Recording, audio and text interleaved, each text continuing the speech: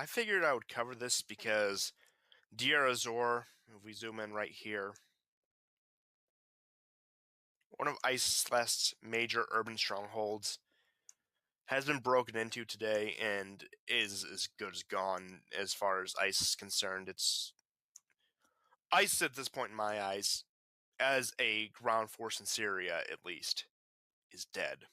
Because you look here, they made the major breakthrough about, I want to say, 10, 12 hours ago. The pro-Assad forces backed by Russia, as you can see by these missile strikes over here. They hit some ISIS targets here. You can see all the clusters here with the AK-47s representing ground forces and everything. And there's some videos. I'm going to actually leave a link if you want to mess around on this and look at things.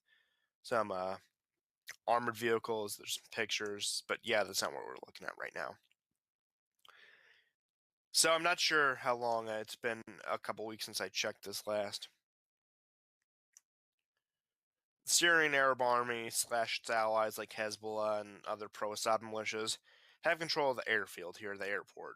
So that's good. You look at the city layout.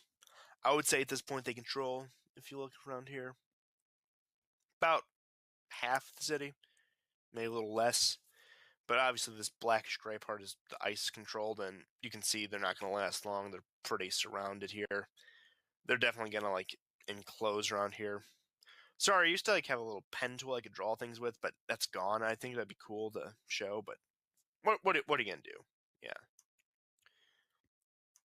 So ISIS kind of become an afterthought for a lot of people, besides when the truck of peace strikes in Europe, which unfortunate as it is, but I suppose what we can do about it now is that's up to the European governments, but that's not what we're discussing today.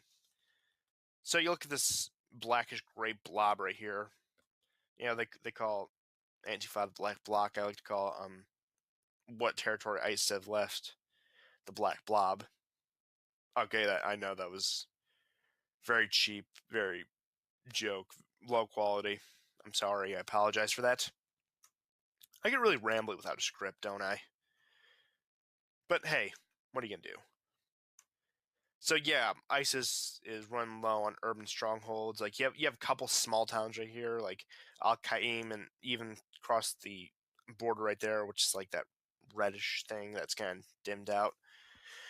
Go over to Iraq. You have Kirkuk. I'm not sure how big that is. I mean, well, the outskirts of Kirkuk, since the city right there is free. Mosul has been taken back. That was a while ago. Pretty sure that's when al-Baghdadi died, when they took Mosul back. I could be wrong. But what I want to focus on now is the green part, which is rebel forces, which is a Free Syrian Army, and al-Sham, formerly known as al-Nusra, which is basically the Al-Qaeda affiliate. I really don't know. They associate with Al-Qaeda every other day, but either way, they're Islamic fundamentalists, and that's what really matters. The fact that ideologically they have more in common than ISIS than they don't have in common. I'll put it that way. So it's very sparse down here, southern Syria. You can see a lot of major powers have pulled their support. Basically, I credit a lot of Assad's gains to the fact that Trump got elected, even though he's done some strikes against the Assad regime. He's really lessened his anti-Syrian government actions, like especially compared to Obama. But we zoom down here. This is where the remnants of the actual Free Syrian Army are. Granted, they weren't much of a Free Syrian Army in the first place. They were more just an Islamic group with the fancy name to confuse people. See, Deir, and I apologize in advance for butchering these Arabic pronunciations because I don't even speak a lick of Arabic. I can tell you that for sure. So they mainly just control like these little small towns and outskirts of what was once their territory in southwestern Syria.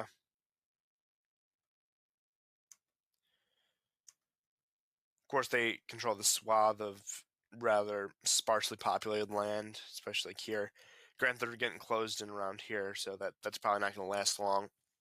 I'm going to go out on a limb and say the Islamic State will be defeated by the end of the year / beginning of next year. I say the latest that happens is March 2018. The Islamic State will be no more in terms of ground force in Syria. Now we look at the northwest over here by Idlib, where al-Sham is mainly based out of, formerly known as al-Nusra. Now Aleppo, which used to be the big stronghold of the original Free Syrian Army, the original resistance back in like 2011, 2012, before this blew up into an international conflict that everyone had a dog in. Aleppo is back under control of the government with a little Kurdish contingent right there. And they're making their breakthrough to Idlib, and they don't have much long. Al-Sham doesn't have much longer to last here.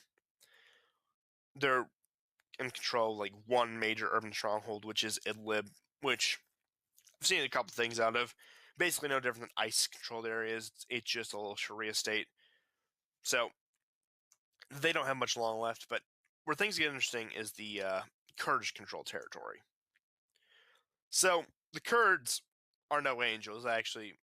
I mean, they're basically Islamic communists, in my opinion, who play this moderate thing because they're an oppressed group. I mean, they actually are oppressed, but that still doesn't justify a lot of things they do to the Assyrians and whatnot.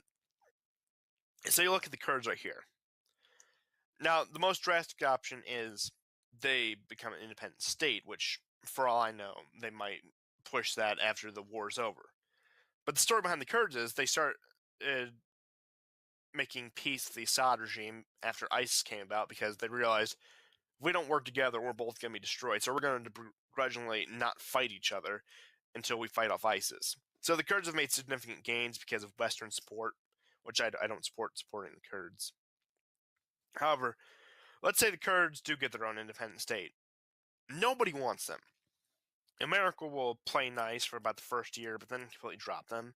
Syria is going to feel resentful towards them because they just lost like the whole northern chunk of their country. Of course, the Turks aren't going to like them, in which I actually theorize the Turks may invade the Kurdish state because of they'll probably support the PKK or whatever group is in Turkey. I think that's the Turkish one.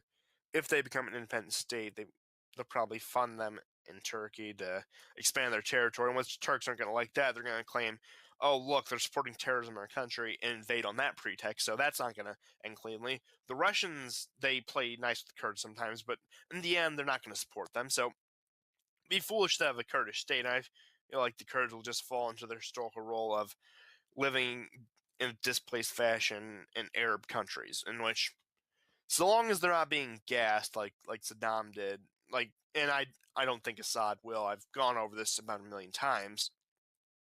I think the Kurds will be fine, just given limited autonomy, which is probably what will be the bargain when it comes to the peace talks in Syria, which are going to have to come soon once all this black and green goes away, because it will eventually. So that's my prediction for what the Kurds get. They get limited autonomy. Like I said, I feel like they're not going to have much international support except maybe from America just out of spite until they pull out, realize it's not really worth supporting the Kurds. They don't really offer us anything. But overall, I'm looking optimistic. I have an optimistic outlook, for the future of Syria. Because the so-called Free Syrian Army, the rebel forces, as they're referred to in this, where do they have to go? They can flee back to their overlords in Saudi Arabia. That's what they can do. That's the most they can do. ISIS, I actually do have something interesting to say. As a ground force in Syria, they will be decimated by the end of the year. I say the civil war will be over by March or April of next year, but by the end of the year, ISIS will not be a thing. What I do have to say, though, is we've kind of seen this. Expect a surge in terrorist attacks. Now, I'm running low on recording time, so I'm going to have to rush here. Expect a surge in terrorist attacks in Europe because ISIS is just going to take down as many of us as they can with them before they lose any prospect of building their caliphate in the Levant. So that's my little piece on it. I'll see you next time on Wednesday. Sorry. the holiday prevented me from making the video yesterday.